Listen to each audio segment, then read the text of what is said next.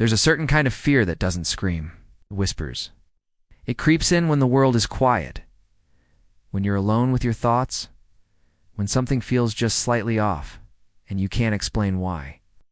These aren't the kind of stories that end when the lights come on. No, these are the ones that stay with you long after the screen goes dark. Stories pulled from the cold corners of forgotten case files, obscure online forums, midnight Reddit threads, and first-hand survivor confessions that were never meant to be shared. Some say they're just urban legends, cautionary tales told by candlelight. But the people who live them, they're not so sure. A sleepover game that went horrifically wrong. A sealed room that kept writing its own story. A voicemail from someone who'd already died. These aren't scenes from a horror movie. They're chilling accounts that blur the line between reality and nightmare. And tonight, on Something Scary, we're going deep into 7 of the most unsettling, truly shocking, and utterly horrifying stories you've never heard. But be warned, these stories have a strange way of pulling you in, and once you start listening, something might start listening back. So before we begin, make sure you're not alone. Hit that subscribe button if you haven't already, because here at Something Scary, we bring you the stories most people are too afraid to tell. And if you make it to the end, drop a comment that says, "I heard it too," just to let us know you're still with us. Ready? Good. Let's begin. They say you should always listen to the first warning. But Nathan didn't.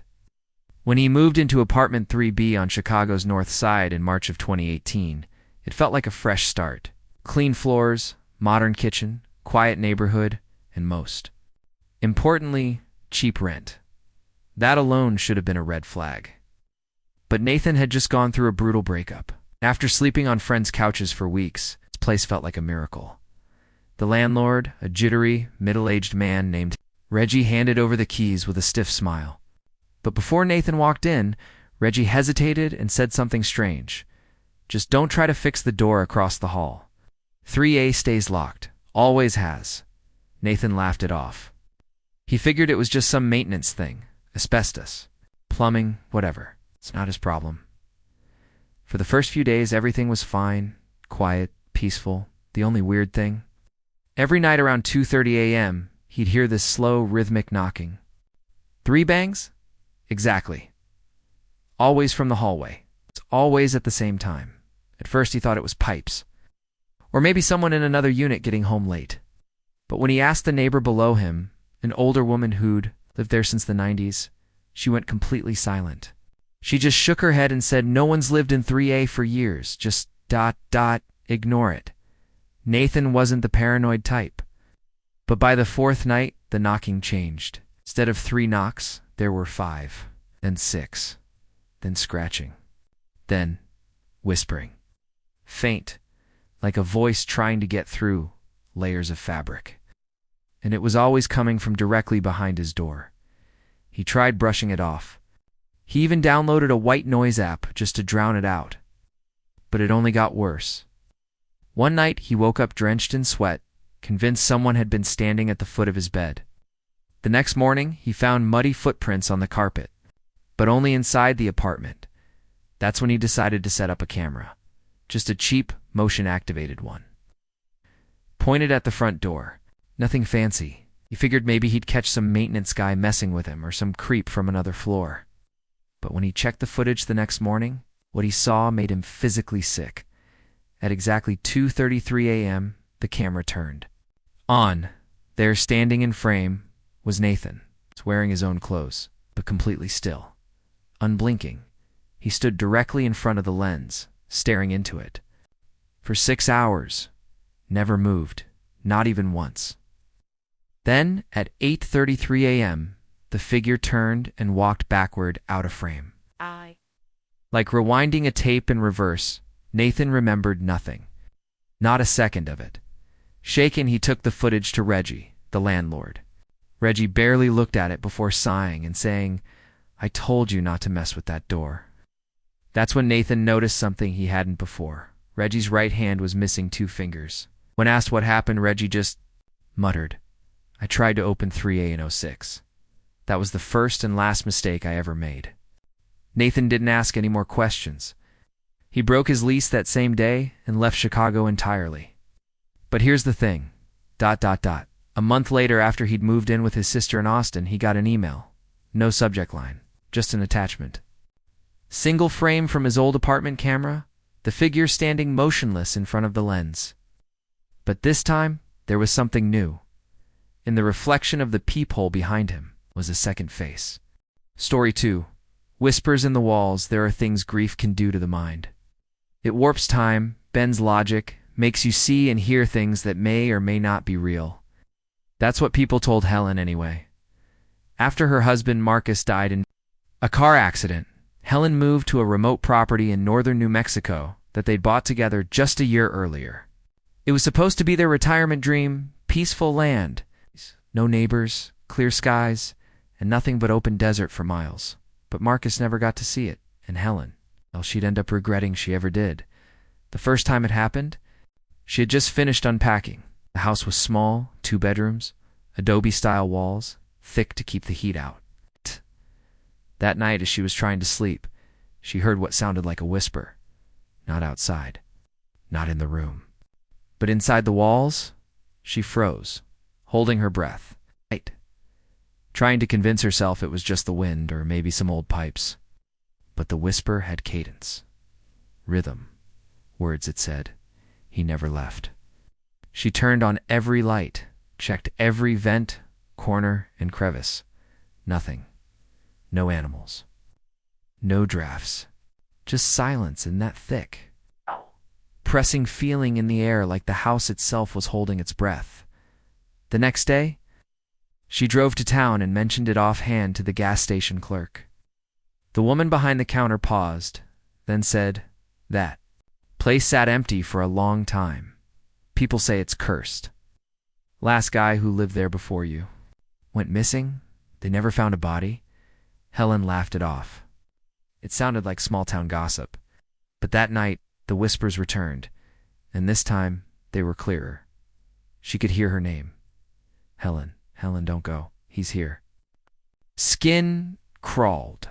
She pressed her ear to the wall, hands shaking, and the whisper stopped. Not faded. Stopped. Like it knew she was listening. She started documenting everything.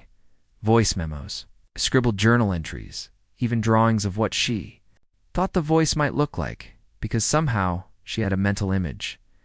Something tall, pale, hunched, no face. She didn't know why. She just knew. But people don't take well to that kind of talk. Her sister thought she was losing it. "It's the grief," she said. "You're hearing Marcus in your head." Helen wanted to believe that. She needed to believe that. Until she started finding things inside the walls. It started with a crack in the plaster. One day, while repainting the bedroom, she noticed a jagged break in the corner where the paint kept bubbling. When she picked at it, a chunk of plaster fell off, revealing a small, dark cavity behind it. Inside was a piece of paper, old, faded, torn. On it was a crude drawing, a woman's face, screaming.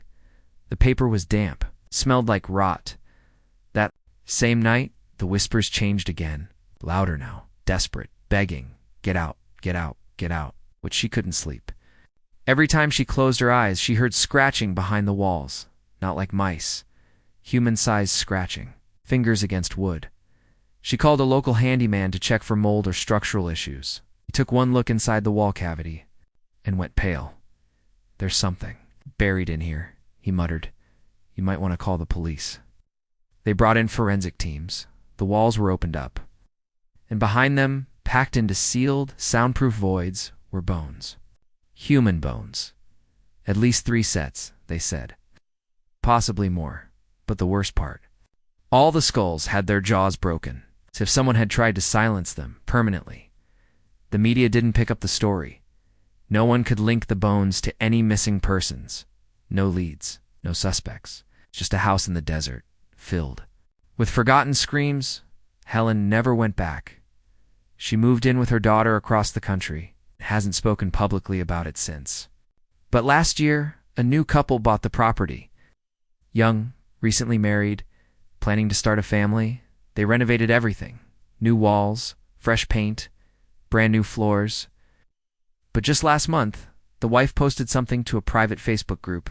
Does anyone else hear voices behind the drywall? It's like they're saying my name. Story 3. The candle game. It started, like most bad ideas do. Antique Cook. 3 high school friends in Portland, Cam, Eli, Marissa, were having a sleepover at Eli's house while his parents were out of town. They'd been scrolling through a late-night rabbit hole of horror videos when they came across a challenge they hadn't seen before. It was called the candle game. No hashtags, no viral filters. Just a shaky 30-second video of someone sitting in a dark room surrounded by candles, whispering a name over and over. The account that posted it deleted the comments. All gone. But someone had screen recorded it and reposted it under the caption, "If you try this, don't forget the final step, or you won't be alone anymore." That's all it took. Cam was the first to say they should do it. He thought it would be hilarious content. They'd film it, maybe add some fake screams, post it as a parody. Classic high school mischief. Eli, always the skeptic, rolled his eyes but went along with it. Marissa didn't like it, though. She said it felt wrong, not scary, just wrong. But peer pressure is a hell of a drug, especially when you're 17 and the only one who still believes in boundaries. The rules were simple. Light 13 candles in a circle. Sit inside the circle with all lights off. Speak the name Sarah Ann Bellamy 13 times. Blow out the candles, one by one, in reverse order. Never relight any of them. If done correctly, the video said, you'd hear a voice if you answered it. You invited her in. At 2:13 a.m., they started filming. They did everything by the book, the circle, the name, the sequence. As they whispered her name, something in the air shifted. It wasn't a chill exactly, more like the pressure in the room. Dropped. Cam laughed it off at first. Atmosphere, he joked. But Marissa was already pale. They blew out the candles. All of them except one. The 13th candle flickered, dimmed, but wouldn't go out. Eli leaned in and blew harder. Still nothing. Cam reached over with his phone to record it closer. That's when Marissa screamed, because the candle, the one that refused to die, was now burning black. The flame itself was no longer yellow. It was a thick, oily black, twisting like smoke in reverse. The room reeked of sulfur. The video cut out. They panicked. Turned on the lights, cleaned everything up, deleted the video. They never talked about it again. Not that night, but things changed. After that, Cam started acting strange. Withdrawn, paranoid. He said he kept waking up at 2:13 a.m., the exact time they played the game, and every time. One of the candles was on his nightstand, lit. Even though they'd thrown them away, he said he heard breathing in the dark corners of his room. Saw a face in mirrors that wasn't his. At first, Eli thought Cam was messing with them, trying to extend the joke. But then, Cam stopped coming to school. Wouldn't return texts, wouldn't answer the door. His parents said he'd been hospitalized for a severe episode, then he vanished. Just gone. One night, his hospital room was empty. Window locked from the inside. No signs of a break-in, just his phone on the pillow.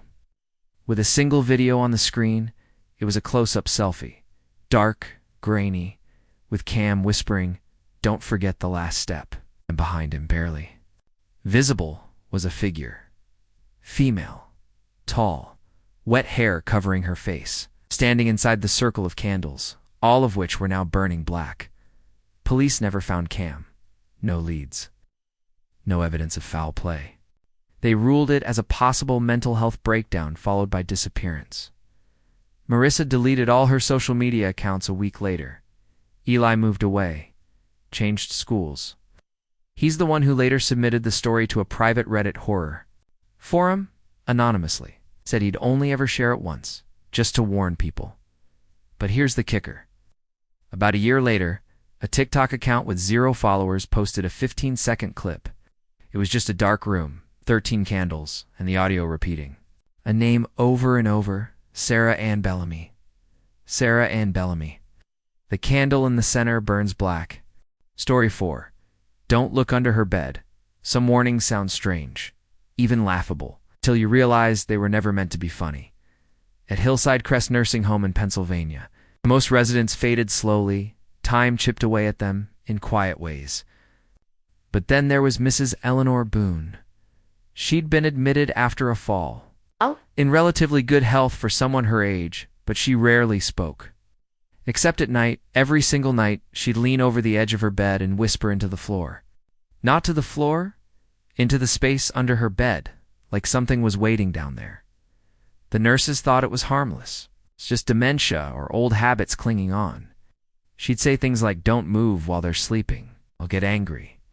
They don't like loud voices. You have to stay still until sunrise, or they'll reach. One night nurse, a 24-year-old named Grace, said Mrs. Boone's voice always changed when she did it, softer. It strained almost like a child trying not to cry. It wasn't just eerie. It felt wrong. Grace started documenting the behavior, times, patterns, phrases. She noticed that any time someone moved her bed even slightly, Mrs. Boone would panic. Full body tremors, eyes wide, whispering, "Not again, not again, not again." She begged them to keep the bed exactly where it was, never cleaned under it. Never let anyone sweep or mop around it. One afternoon during room inspections, a part-time janitor decided to shift her bed a few inches to scrub underneath. She wasn't in the room at the time.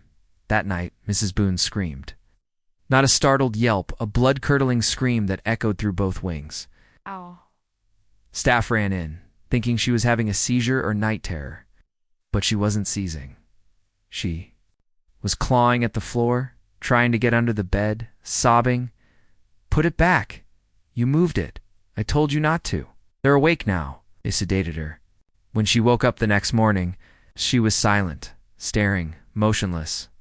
The medical report said her brain activity had dropped significantly, as if something had triggered rapid neurological decline overnight. But Grace didn't believe it was natural. She'd noticed something else that night. The tiles beneath Mrs. Boone's bed had scratches. Not scuff marks, deep, parallel gouges. And they weren't going in. They were coming out, as if something had tried to crawl from beneath. No one mentioned it officially. But within days, several staff quit. Few claimed to have seen shadows crawling along the hallway walls near room 26. One nurse had a nervous breakdown after reportedly hearing someone whisper her full name from inside the linen closet. And Grace, she made one mistake. She looked under the bed. She never told anyone what she saw. Not in words, anyway. But she was found the next morning, sitting in her car in the nursing home parking lot. Her mouth was bleeding. She had bitten off her own tongue. Doctors said it was shock, possibly drug-induced. But her toxicology report was clean. She never returned to the nursing home, never spoke again. Still lives in assisted care to this day. Mrs. Boone died 3 days later, after her death. The administrators sealed off room 26. Officially, it was due to renovations and structural issues. But no contractors ever entered. The room remains locked. The cleaning staff refuses to even touch the door. They say, late at night, if you stand close enough, you can still hear her voice. Faint, fragile, spring through the crack beneath the doorframe. "Please, don't look under the bed." Story 5. Voicemail from the other side. Grief makes you do strange things. It twists your sense of time, warps your logic, and makes you search for signs in static. That's what happened to Daniel Greaves in 2008, just weeks after his younger brother Adam died. It was a hit and run. 1 minute, Adam was biking home from work. The next, he was on the pavement, and the driver never found. Daniel was left with the crushing guilt of being the last person Adam had called that night, a missed call he never answered. He blamed himself. Still does. Things only got stranger from there. About 10 days after the funeral, Daniel got a voicemail. No number, just the word unknown. He almost deleted it, thinking it was spam. But when he played it, he froze. It was Adam's voice. Clear, direct, no static. Just 5 words. "I'm not where they buried me." Daniel's first instinct was that someone was playing a sick joke. He called his phone carrier. They confirmed the voicemail came from a dead line. Adam's old number had already been deactivated. When he checked the timestamp, it read 2:44 a.m., the exact time Adam's body had been discovered. He didn't sleep that night. The next day, he received another voicemail. Same unknown caller. This time, the voice was more frantic. Still Adam. But something was off. Like the voice was layered, as if someone was speaking with him, under him, through him. You have to find the door. It only opens from this side. Daniel started spiraling. He stopped going to work, stopped talking to friends. He spent his time replaying the messages, trying to clean the audio, isolate frequencies. Looking for answers, he noticed something chilling in the background: water, a constant slow drip, echoing like someone was underground, maybe in a tunnel or a sewer. He began researching drainage systems near the site of the crash.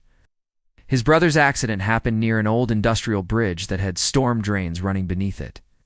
Most were sealed, forgotten, but a few could still be accessed if you knew where to look. That night, he drove out there alone. He found an opening in the fencing behind some trees.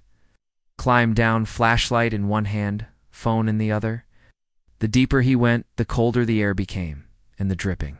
Started hearing it too. Then his phone buzzed. New voicemail. He hadn't made or received a single call. He opened it. There was no voice this time, just the sound of something scraping across concrete. Then a whisper, barely audible. You're close. Daniel kept walking. Every step echoed louder than it should have. Then he saw it, something half buried in sludge. A torn jacket. Adam's jacket. When he lifted it, something shifted beneath the water. A hand, pale, bloated. A body. Police confirmed it. Adam had never made it to the hospital. The driver had dumped him down the storm drain. The body they buried had been misidentified due to a mix-up at the morgue. The real Adam had been alone in that dark, wet place. For 10 days, Daniel should have found closure after that. He didn't. Because the voicemails didn't stop. They kept coming. Once a week, always at 2:44 a.m., and they weren't messages anymore. Why didn't you hear me? Do you know what it's like to scream with water in your lungs?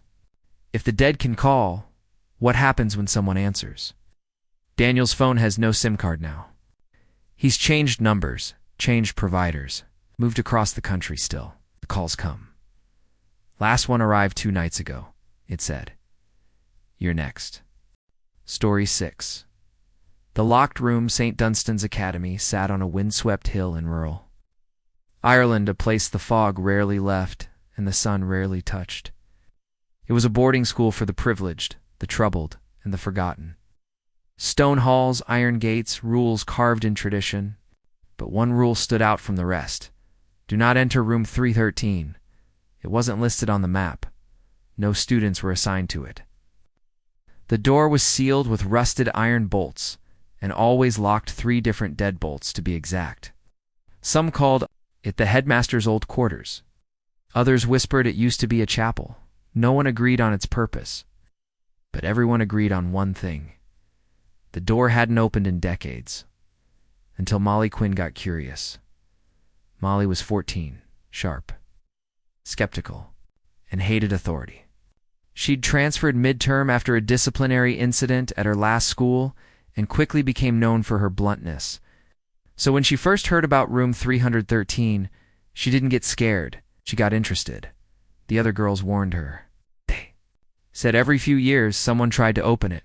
Every time that someone either transferred suddenly, went mute, or disappeared. But Molly wasn't buying ghost stories. She was too rational for that. She waited until the 3rd night of winter break, when most students were home and the corridors were dead silent. She snuck out of her dorm at 2 a.m., flashlight and hairpin in hand, and made her way to the 3rd floor.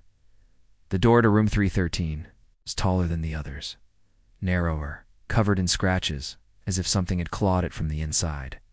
As she picked the locks one by one. First bolt clicked, then the second, then the third, and then ... silence. The door creaked open. Inside, it wasn't dusty or abandoned.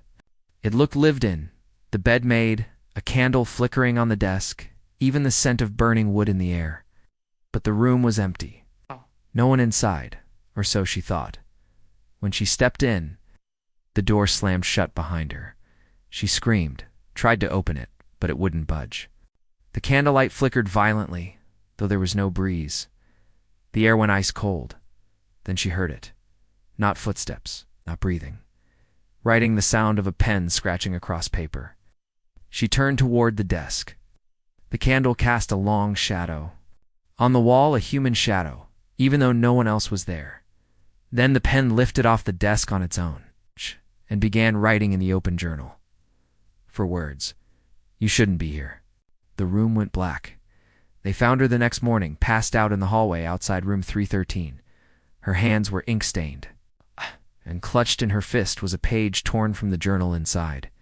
But here's the terrifying part. The handwriting matched Molly's identical strokes.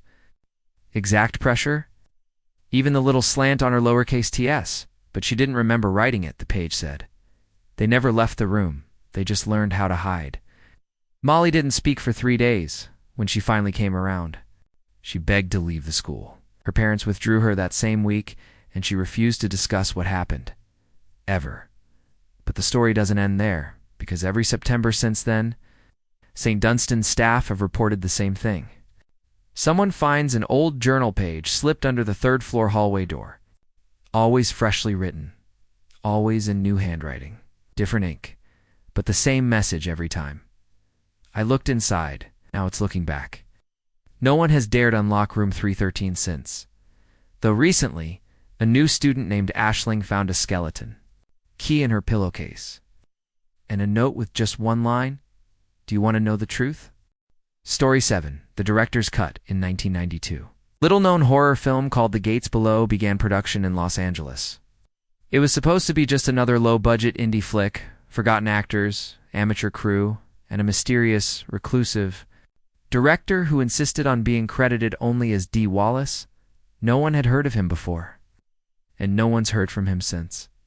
The production was plagued with issues. One of the lead actresses had a psychotic break midway through filming and was hospitalized. A lighting technician died on set after falling from a scaffold, though the scaffolding wasn't more than 6 feet high. A week later, the costume designer went missing entirely. Her car was found abandoned in the desert, keys still in the ignition. People started saying the film was cursed. But Wallace refused to stop. He told the remaining crew, "We finish this, or it finishes us." And somehow they did. The final footage was edited in secret. No distributor picked it up. The studio folded. The Gates Below was never released. But the editor, a man named Kenny Marks, kept a single reel for himself. The Director's Cut, 20 years later, in 2012, Kenny's apartment was found sealed from the inside. Every crack in the walls, every window edge, every light socket covered with duct tape and tinfoil. Neighbors called the police after. He'd been missing for weeks. When they broke in, they found his body on the couch, dead, eyes wide open, face locked in terror. A film projector was still running, spinning endlessly with no film inside. There were no signs of struggle, but on the wall, written in Kenny's own handwriting, were 4 words. "It saw me first." Word of this spread through the horror forums. Reddit threads, 4chan archives, deep web video collectors. Everyone wanted to know about the Gates Below. Did it really exist? Was it really deadly? Was the footage cursed? And then, in 2015, a user named @night_shard33 posted to a now-defunct subreddit called Found Horror. No intro, no tags. It's just a link labeled The Director's Cut 47 minutes. Watch alone. Most people assumed it was a hoax. The video was pulled within 12 hours, but not before a few users watched and downloaded it. The responses were strange. One said, "I swear something was behind me the whole time. I kept pausing, but it was closer every time." Another said, "Halfway through the film, I could hear something breathing in sync with mine." One user posted a frantic 2-minute voice recording claiming that the film had no actors, that the footage wasn't a movie at all, it was just static symbols, distorted audio, and shadows flickering in the background. He said the longer he watched, the more he understood what it was trying to say. What it was showing, he deleted his account the next day. The video vanished. Mirrors of it never stayed online for long. They always got pulled. But some claim there's still a physical copy floating around, passed between collectors like an urban legend. The story is always the same. If you finish the film, all 47 minutes of it, something finishes with you. A film student from Prague supposedly watched it during a class on underground cinema. She left in the middle of a lecture, locked herself in a bathroom stall, and never came out. They had to remove the door. She was unconscious, but alive, and her hands were bleeding. She had carved one phrase into the stall wall. It's still filming? Here's the final twist. A YouTuber known for reviewing obscure horror films claimed in 2020 that he got access to a short clip from The Gates Below. He played a 30-second audio snippet in his video, just ambience. No dialogue, no visuals. It's just this strange hum and what sounded like distant chanting. Within 48 hours, his channel was terminated. Viewers who had watched the clip began commenting that they were seeing glitches on their screens. It's not random static, but actual frames from the film burned into the pixels. A hallway, a figure in the dark, single white, unblinking eye. Some say the film was never meant to be watched, that Wallace didn't make it. He just recorded something that was already there, something older than us, something that hides in frequencies, in film grain.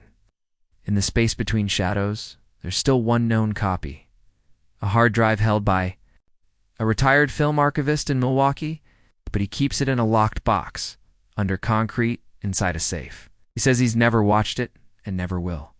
When asked why, he only said, "It doesn't matter if you believe, it only matters if it believes in you." Outro script, they say horror stories end when the credits roll, when the lights come on, when the voice goes silent. But that's the lie we tell ourselves to sleep better. The truth is, some stories don't end. They just wait, in walls, in mirrors, in voices on the other end of a line you never meant to answer. You've just heard 7 stories that still echo through old hallways, flickering screens, broken phones, and locked doors. Maybe you believe them, but you don't. But if you listened closely and something inside you shifted, even for a second, then you already know. It's too late to unhear them. If any of tonight's stories stayed with you, if your room feels colder now, if the shadows feel heavier, then you're exactly where you need to be. This is something scary, and we bring you the stories most people are too afraid to tell. So if you made it this far, drop a comment that says, "I saw the 7th frame," just so we know you're still with us. And if you're brave enough, subscribe for more. But be warned, the next story might just be listening back. Until then, I'll leave the lights on.